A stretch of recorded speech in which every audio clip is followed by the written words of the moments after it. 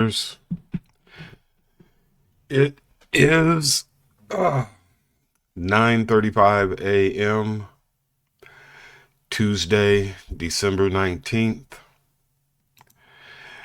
And when I last left you, we got a buy signal right here, and it was headed directly into this resistance area. And I was like, yeah, this is not a trade that I would take, only because it was going directly into resistance at the time, and it was reacting to that resistance. Obviously, that was a mistake. It shot through that resistance eventually and actually went all the way up to the swing high where it got reversed, and we got a sell signal right here. That's what that blue dot is. It's a sell signal. And I entered over here on the 8 o'clock hour. And as you can see, we're currently in profit. And this is now acting as resistance. I wasn't sure whether it was going to act as support or resistance on its way down. We can see it's acting as a little bit of a resistance right here, which may make me move my take profit from this Fibonacci line. I'm at the 78.6 Fibonacci line for my take profit. I might move that take profit up to the 61.8 Fibonacci line, seeing as how we're getting resistance right here. However, that may be a mistake, and you never, ever, ever chase profit. It's just something that you don't do. So in that vein, I'll leave my take profit where it is, and I'll wait for the market to come to me. I won't go chasing after this candle right here. We can obviously see it's getting pushed back up to the 50% level right now.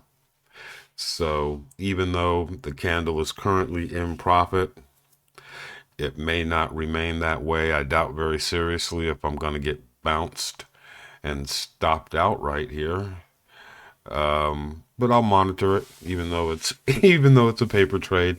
I'll still monitor it just like I would a normal trade and see what happens. So yeah, right now we're above the 50% retracement level, but we're fighting back to get back down there. So we'll see how it goes. I used another prediction tool to confirm whether or not I should enter the trade. And it said, yeah, that we're still in a bearish momentum. I should probably check the volume to see if that's still going in my direction as well.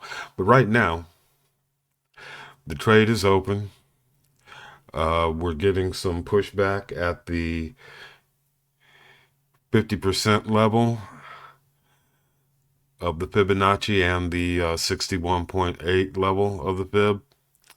So all of that right there, where I have like the little red block circled in green, it's acting as resistance for those that are bulls or bears rather, and it's acting as support for those that are bulls. And that's why it's both red and green. It's currently doing a double duty and not being a favorite of either right now. So we'll see if it pushes through. If it does, cool. That'll be another trade in the books. You'll notice that I took the others off because it was getting kind of crowded over there for me. I don't like a lot of noise on my chart, and that was becoming too much. So yeah, I took it off. I'll probably leave this one up for 3 days, whatever, like I left the others. And I'm currently looking for another easy system to get in and out of trades. Remember, chasing profits, profit and loss, that shouldn't be your goal. That should never be your goal when you're trading. Your goal should be consistency. Trying to become a consistent trader is the goal. You become consistent, you'll become a consistent winner. And that's where your money will come in. It's like, don't chase profits. Don't chase anything in the market. Let the market come to you. If it's going to happen, it's going to happen. If it's not going to happen, then reassess what you're doing. Look what went wrong, look what went right, and then start all over again. You know, wait for the next setup. That's what I did here. It's like, I did not get in this trade. I should have gotten in this trade. It was an excellent trade. It went from here to here. Let's look at that here real quick. Hide the regular candles and show the linear, whoops, show the linear regression candles. So there was the buy signal right here. Right here, I was like, candle was going into here, and I was like, yeah, that's not a trade I would take. And then look what it did. It made me look and feel stupid. I was like, damn, I should have stayed in that. And the same thing goes for here. It's like, okay, it's meeting resistance here, but I'm not going to chase this. So what? It's meeting some resistance. I think it's going to break through that resistance.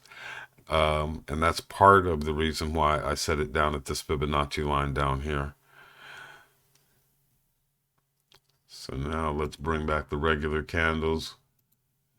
And that's the thing that you have to do, is you have to go back. Like I mentioned before, you have to bounce back and forth between the linear regression candles and your regular candlesticks. Otherwise, you're going to get like a distorted market picture if you stay with just the linear regression. You have to see where the market is actually going. Like right here, we're actually wicked inside of the red box. On the linear regression candles, we're not even close to the red box.